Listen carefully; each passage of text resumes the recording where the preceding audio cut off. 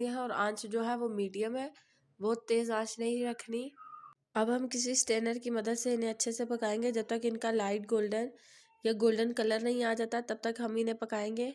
और आप देख सकते हैं कि कितने अच्छे फूले फूले हमारे नमक पारे जो है वो बन के तैयार हो रहे हैं और ये बहुत ही क्रंची और बहुत ही मज़े के बन के तैयार होंगे। और ये देखिए व्यूअर्स, हमारे 5 से 6 मिनट में हमारे नमक पारे जो हैं वो बन के तैयार हो गए हैं और इनका कलर कितना अच्छा आया है।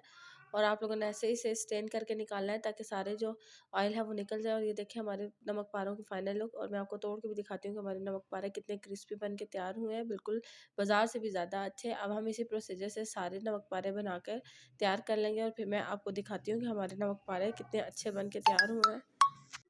और ये रही हमारे नमक पारों की फाइनल लुक। उम्मीद करती हूँ आप लोगों को पसंद आई होगी। जाते जाते वीडियो को लाइक, सब्सक्राइब और शेयर ज़रूर करिएगा। फिर मिलते हैं एक नई वीडियो और एक नई रेसिपी के साथ। तब तक के लिए अल्लाह हाफिज़।